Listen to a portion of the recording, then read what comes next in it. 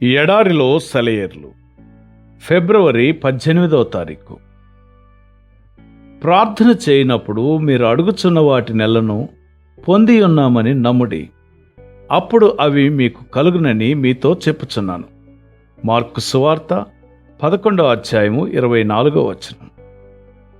మా చిన్న కొడుకు 10 ఏళ్ల వయసులో ఉన్నప్పుడు వాళ్ళ మామ వాడికి క్రిస్మస్ బహుమతిగా ఒక స్టాంపుల ఆల్బమ్ ఇస్తానని మాట ఇచ్చింది.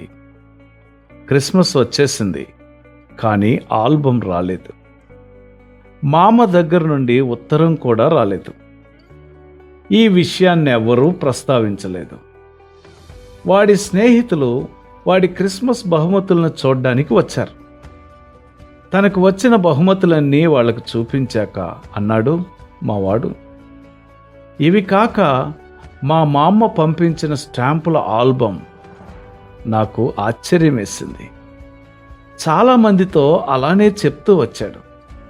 ఒకసారి వాడిని పిలిచి అడిగాను, జార్జ్, మా అమ్మగారు నీకు ఆల్బమ్ పంపించలేదు కదా, ఉందని ఎందుకు చెప్తున్నావు? జార్జ్ నా వంక విచిత్రంగా చూశాడు. అసలు ఆ ప్రశ్న అడగవలసిన అవసరం ఏమొచ్చిందన్నట్టు ప్రశ్నార్థకంగా మొహం పెట్టి అన్నాడు, అదేంటమ్మా, మామగారు పంపుతానని చెప్పిందిగా, చెప్తే పంపినట్టే. వాడి విశ్వాసాన్ని వమ్ము చేసే మాట ఏమీ అనడానికి నాకు నోరు రాలేదు. 1 నెల గడిచిపోయింది, ఆల్బమ్ జాడలేదు. చివరికి ఒక రోజున జార్జ్ విశ్వాసం ఎలా ఉందో చూద్దామని కొంత, నిజంగానే ఆల్బమ్ ఎందుకు రాలేదా అనే సంశయంతో కొంత వాణ్ణి పిలిచాను. మీ మామగారు నీ ఆల్బమ్ గురించి మర్చిపోయినట్టుంది.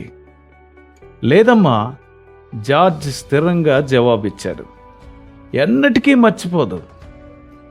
నమ్మకంతో వెలిగిపోతున్న ఆ పసిమొహాన్ని చూశాను. కాసేపు నేను అన్నది నిజమేనేమో అన్న అనుమానపు నీడలు అందులో కదిలాడినాయి. అంతలోకే మొహం కాంతివంతమైంది. అమ్మా, ఆల్బమ్ గురించి థ్యాంక్స్ చెప్తూ మామగారికి ఉత్తరం రాస్తే ఎలా ఉంటుంది అన్నాడు. ఏమో, ప్రయత్నించి చూడు అన్నాను. ఒక గొప్ప ఆధ్యాత్మిక సత్యం నాలో ఉదయించింది. జార్జ్ నిమిషాల మీద ఒక ఉత్తరం రాసేసి పోస్ట్ చేశాడు. ఈల వేసుకుంటూ మామగారి మీద తనకి ఉన్న విశ్వాసంతో తేలిక హృదయంతో వెళ్ళిపోయాడు. వెంటనే జవాబు వచ్చింది, ప్రియమైన జార్జ్, నీకు ఆల్బమ్ ఇస్తానన్న మాటను నేను మర్చిపోలేదు. నువ్వు అడిగిన ఆల్బమ్ గురించి ప్రయత్నించాను. నీకు కావలసింది దొరకలేదు. అందుకని న్యూయార్క్ వెళ్ళాను. క్రిస్మస్ గడిచిపోయాక తిరిగి రాలేకపోయాను. అక్కడ దొరికింది కూడా నువ్వు అడిగింది కాదు. అందుకని మళ్ళీ మరొక దాని కోసం రాశాను. అది ఇంకా రాలేదు. నీకిప్పుడు $3 పంపిస్తున్నాను.